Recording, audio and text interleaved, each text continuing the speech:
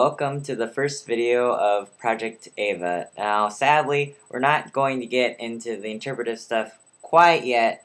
Right now, this video is just about everything that you guys should know. I know I asked you to watch the series, but I'm sure many of you didn't, or if you're a newcomer, then you didn't. And, I still get very common questions in the comments to the other two Eva videos,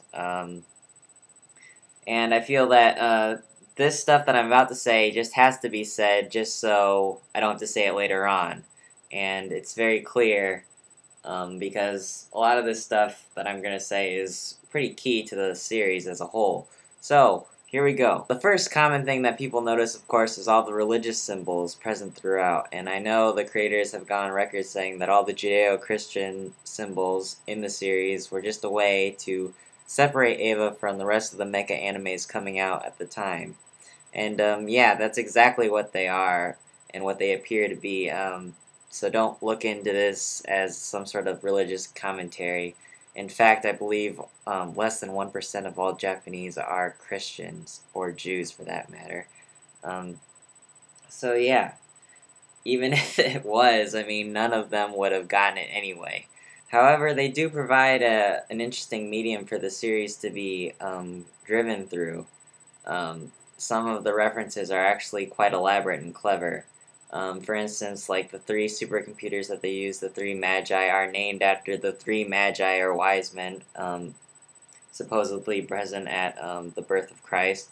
The tree of life is seen in the opening sequence and is etched on the floor or ceiling, I believe, of Gendo's office. And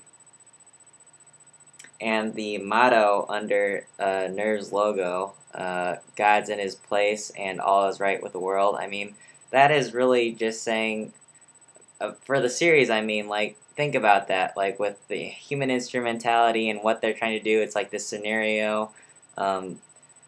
Everything has their proper place. They're following a plan, you know. And when that plan goes through, all is right with the world, see? So I think if you look at the religious symbols and what they mean to the actual series, they're actually quite interesting. Okay, so now let's talk about human instrumentality. What is it? The guys on the human instrumentality committee or whatever, Gendo's a part of that, I guess, and they all believe that humanity has reached an evolutionary dead end, and we should evolve into a higher being or whatever through human instrumentality, which is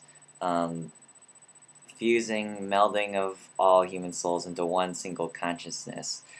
And that's what they're striving for, and they need to eliminate the angels to do this. And because basically the angels will pretty much eliminate us, and that's not exactly what they want. They want to evolve higher or whatever. And since the angels are kind of like the other humans, so to speak, I guess, if we eliminate them, that's all the better, I guess. So, yeah, and all the guys, the Human Instrumentality Committee and Sele are the same entity. So these guys are the same as these guys. Now, Sele has more members, but whatever, it's all the same thing. Sele, Human Instrumentality Committee, I use them interchangeably because they're basically the same guys. Sele controls everything. That's all you really need to know about them, is that they're the puppet masters. They do everything. They control everything. You won't rewrite our scenario. Another thing is the characters, specifically the pilots. Rei, Asuka, and Shinji are all 14 years old. Kaworu turns out to be 15, but whatever. So why are they 14, 15, you know? Well, it's because they basically need people born after Second Impact. Second Impact took place in 2000. It's 2015 when the series is going on. So they have to have 14, 15-year-old children to pilot the Evas. But gathering children of this kind is an imperative. It's for the sake of our own survival. The way that Evas are piloted is, essentially they put a human soul in there, and then the pilot has to be someone, related, favorably their son or daughter, as it seems in the series. I wonder if only weirdos are chosen to be Eva pilots. And in fact, we find out that all of Shinji's classmates are candidates to be pilots. The Marduk Institute doesn't exist. It would seem that all of the students that are in your class are 4th level candidates, Shinji. And that's because if you pay attention, they all are missing parents in some form or another, either a mother or a father. Usually their mother, as it seems. Asuka, her mother, her soul is in her Eva, and Shinji's mother, Yui, is in Unit 1. So yeah, and while we're on the subject of how the Evas are piloted, an Eva, it is revealed to us, is a biological creature that was created by man, but it's not cybernetic. It's not like part robot and part it's all biological. They just are controlled. Think about like a remote control thing, only with the human mind. Essentially their brain, the pilot's brains are hooked up. They're synced with the Eva's brain, as I understand it, and that is why the mental condition of the pilots is so important, and that's what leads us into the psychological stuff and all that stuff with Shinji and all that crap. Now, this one last thing that I think is important to remember here is while they were making Eva, around episode 18, perhaps earlier, I'm not entirely sure. It was in a children's time slot, and those who have watched the series knows that it's has some pretty weird stuff in it, pretty violent, a lot of sexual situations. Parents, calling into the network, very concerned and all this, and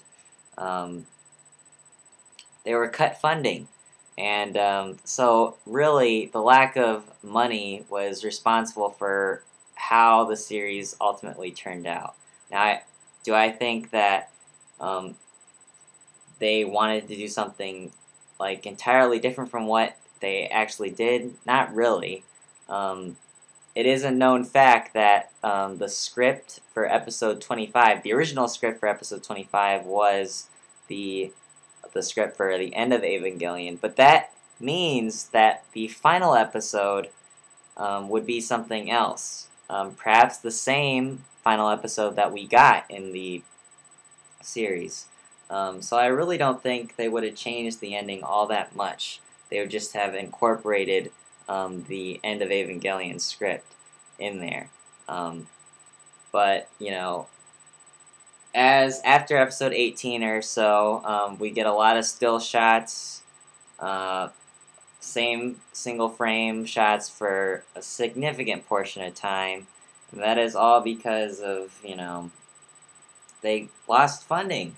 And it is responsible for the experimental nature of the presentation of the later episodes. But I really don't think they would have strayed too much from the psychological direction that they went, because they're already heading in that direction anyway.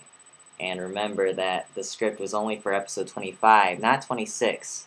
So I believe that they still would have ended it pretty much the same way.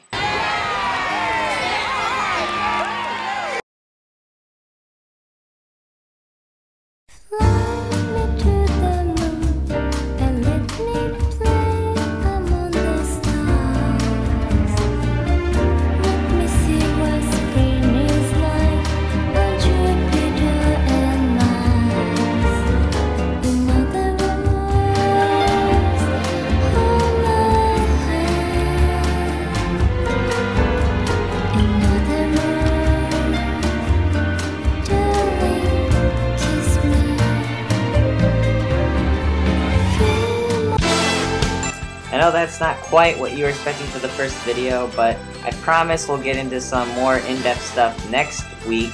I'll do a video about the characters, overview of all the characters. We're not going to go specific just quite yet, so hope you'll tune in for that, and I'll see you then.